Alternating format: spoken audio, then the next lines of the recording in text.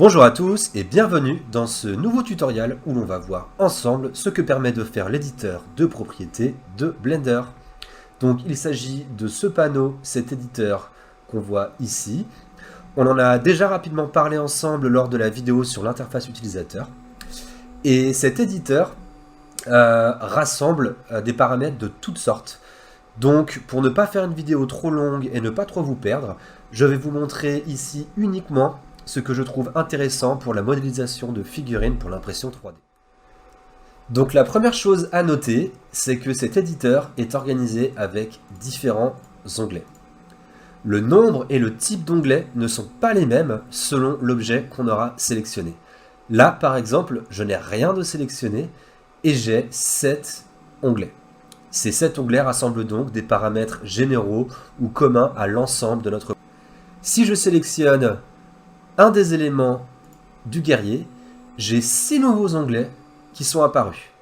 Et donc, dans ces 6 onglets, on trouvera des réglages spécifiques à cet objet en particulier. Si je sélectionne les lignes noires ici, qui représentent l'ossature du personnage, celle dont on se sert pour articuler et positionner le guerrier, eh bien, j'ai encore une configuration d'onglets différente. Et donc là, on peut se permettre de faire une petite critique du design de Blender, car ça fait beaucoup d'onglets, et chacun est représenté par une icône qui n'est pas forcément très parlante. Ça ira encore si on en avait 3, 4, 5, mais ici on a plus d'une dizaine de pictogrammes à retenir, et c'est pas forcément facile. Et le souci, c'est qu'on peut pas faire comme avec le panneau latéral de gauche, étendre le panneau pour avoir le nom de chaque outil. Ici, si on veut avoir le nom de l'outil, il faut laisser le curseur au-dessus de l'icône et attendre pour que Blender nous affiche le nom de l'onglet. C'est pas forcément très pratique.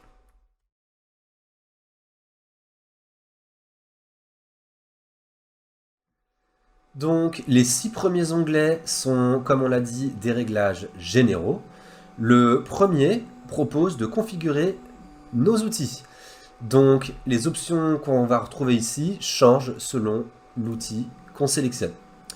Et en fait, on se rend compte que toutes les propriétés de cet onglet sont également affichées ici. On retrouve ce qu'on a déjà vu ensemble, par exemple, avec le Select Cycle, donc le rayon de la brosse, et les modes de sélection, New, additif, soustractif, etc. Avec l'outil déplacement, on retrouve également le menu drag qui permet de choisir ce qu'on veut faire lorsqu'on drague la souris en dehors du gizmo. On retrouve aussi le petit menu options qu'on avait ici, qui nous a, dans un précédent tutoriel, permis de déplacer l'origine d'un objet. Donc voilà, en gros, je viens de parler pendant presque une minute pour vous montrer que vous n'avez pas besoin d'utiliser ce premier onglet, car tout ce qui s'y trouve va se retrouver ici ou dans cette barre. Le deuxième onglet concerne le rendu, chose qui a priori ne nous intéresse pas du tout pour faire de l'impression 3D.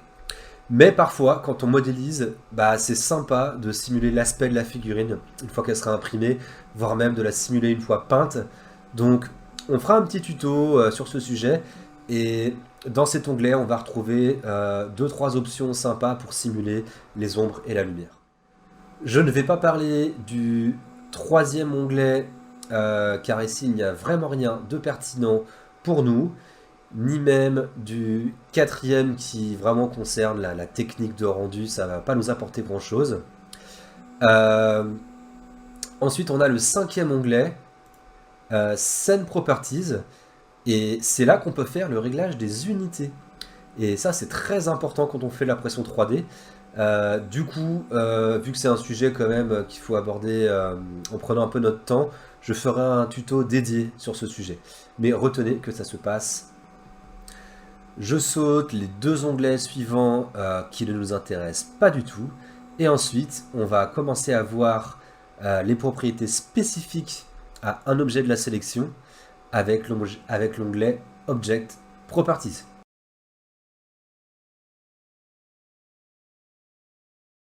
Donc là, on retrouve les coordonnées globales pour chaque type de transformation et pour chaque axe. Donc exactement ce qu'on a déjà vu dans l'onglet Item dans le panneau Transform. Et ça nous montre bien que les propriétés de cet onglet sont vraiment spécifiques à l'objet qu'on a sélectionné.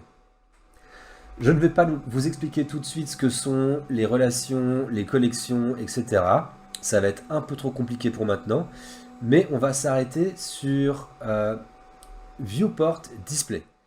Ici, on peut faire des choses comme afficher le nom de l'objet. Ça peut être pratique dans certaines circonstances. On peut afficher le maillage, donc les wireframes de l'objet. Et on peut, avec l'option InFront, dire à Blender que l'objet est toujours affiché comme s'il était devant les autres, même s'il est situé derrière d'autres objets. Ça donne ça. C'est un peu troublant, mais c'est très pratique quand on veut se focaliser sur un objet en particulier. C'est ce qui explique d'ailleurs pourquoi les lignes noires de l'ossature sont entièrement visibles ici. Là, ces cercles passent derrière les hanches, donc normalement ils devraient être cachés. Et bien c'est parce que j'ai activé l'option InFront sur l'ossature, parce que quand on pose un personnage, c'est très pratique de pouvoir voir les articulations cachées derrière le personnage, mais je peux les désactiver ici, et là, ça redevient normal. On peut également choisir la couleur d'affichage d'un objet pour bien le différencier des autres. Mais pour que ça marche, il faut... Alors je vais désactiver les wireframes. Il faut aller dans ce menu, le menu Shading, et dire à Blender d'afficher la couleur de l'objet. On reparlera de ce menu plus tard, mais je vous montre juste rapidement l'option Random, qui utilisera une couleur aléatoire pour chaque objet de la scène, ce qui est très utile pour bien différencier tous les objets de notre projet.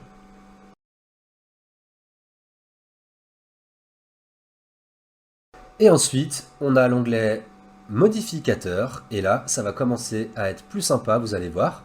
Les modificateurs permettent de faire plein de choses. Je vais pas pouvoir tout énumérer ici, mais d'ailleurs, je ne les connais même pas tous. Mais on va en utiliser certains lors de prochains tutos, donc je vais vous montrer rapidement le principe.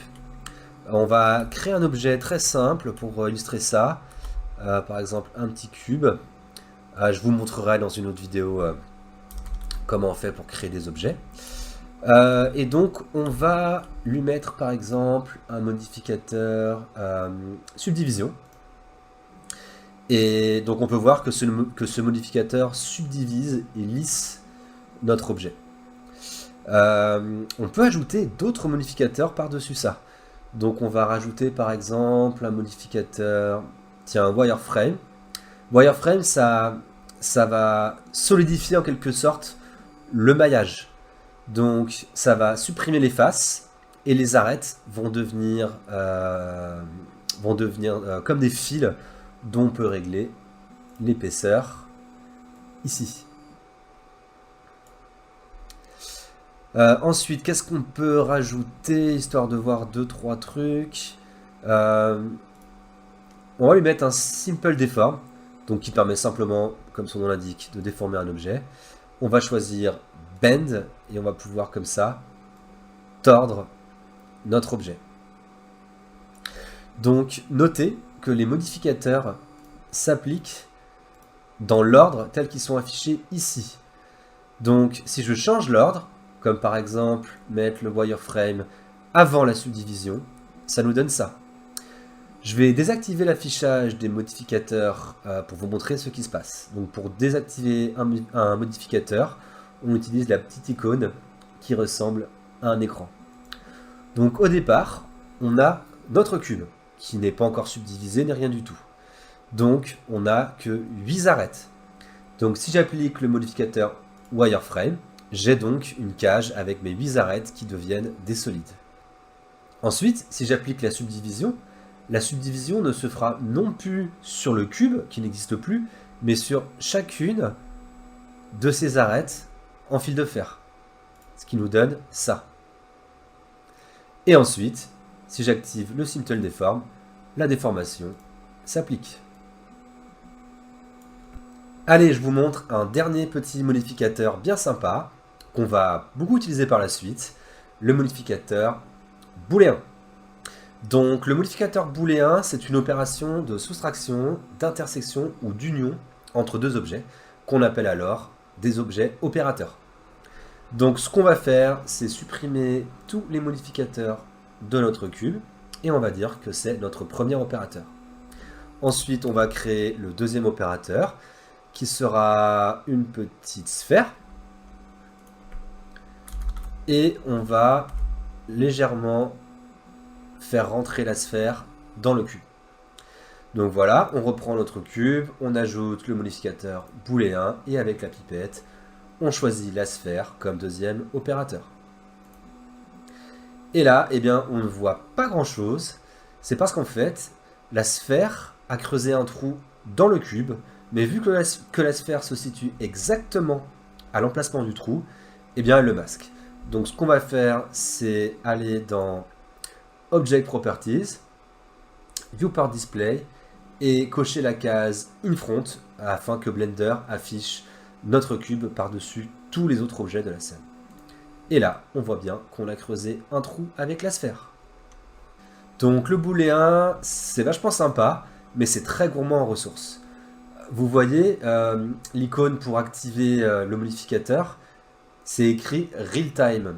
Eh bien, ça veut bien dire que Blender calcule, ou plutôt que notre PC calcule, les effets du modificateur en temps réel. Si je déplace l'un des deux opérateurs, ça se met à jour, effectivement, en temps réel. Et ça, c'est gourmand en ressources. Là, ça va, parce qu'on est sur des objets simples, donc ça ne rame pas du tout. Mais la plupart du temps, si on est certain qu'une opération avec un modificateur est définitive, qu'il n'y a pas de raison de revenir en arrière, eh bien, ce qu'on fait, c'est qu'on applique le modificateur ici. Et maintenant, plus aucun calcul n'est réalisé par l'ordinateur, et on peut donc supprimer le deuxième opérateur.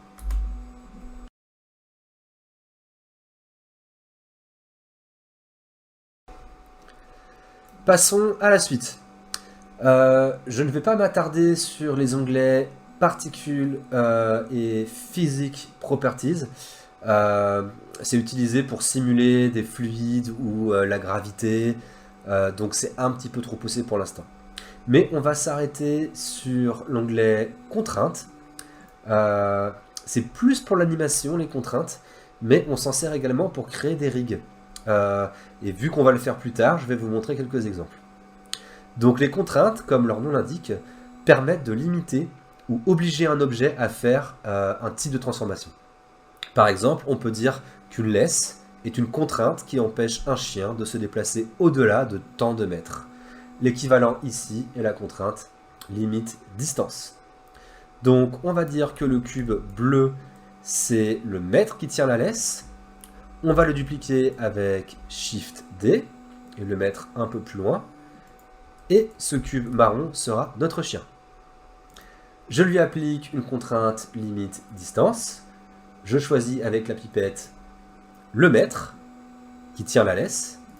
Et je dis que la laisse va faire 70 mm.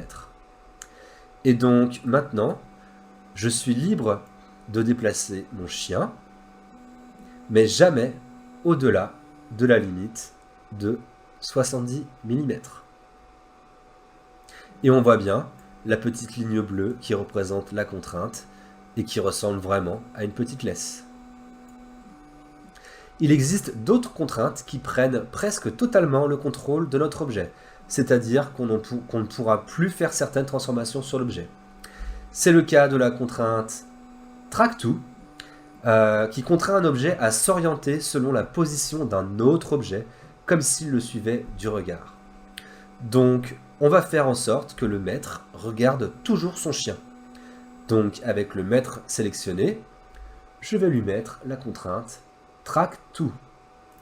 Avec la pipette, je choisis le chien comme cible. Et maintenant, quand je déplace mon chien, dans la limite de la longueur de la laisse, le maître s'oriente toujours, surveille toujours où est son chien. Notez que les valeurs de rotation ne changent pas quand on utilise ce genre de contrainte. Là, je suis à 0, 0, 0, je déplace mon chien, mon maître s'oriente, je suis toujours à 0, 0, 0. Et si je veux orienter le cube à la main avec l'outil rotation ou en changeant les valeurs, il ne se passe rien. Les valeurs X, Y, Z de rotation de l'objet maître sont complètement remplacées par la contrainte. Comme pour les modificateurs, je peux activer ou désactiver une contrainte en cliquant sur le petit œil ici. Et là, si je désactive, les valeurs X, Y, Z de rotation reprennent le dessus. Ensuite, on a l'onglet Object Data Properties. Ici, on retrouve des propriétés selon le type d'objet qu'on a sélectionné. Ici, notre objet est du type maillage ou mesh. Et à vrai dire, pour l'instant, il n'y a pas grand-chose qui nous intéresse ici. Si je sélectionne l'ossature, dans Object Data Properties, on aura d'autres types de propriétés très intéressantes, mais c'est un peu trop tôt pour en parler. Ensuite, on a l'onglet Matériaux. Je ne m'attarde pas dessus pour l'instant, car on en parlera dans le tuto où je vous expliquerai comment simuler l'aspect et la couleur d'une figurine. Et enfin, on a l'onglet Texture Properties. Et là, on ne va pas du tout en parler parce que ce n'est vraiment pas le sujet de cette série de tutos.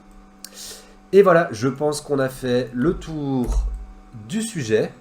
Le but ici n'était pas de vous apprendre à utiliser l'ensemble de toutes les propriétés de cet éditeur, mais plutôt de vous donner quelques repères parmi ces différents onglets. Comme ça, par la suite, quand je ferai référence à telle ou telle propriété, vous saurez de quoi on parle. Merci d'avoir suivi ce tutoriel et je vous dis à bientôt.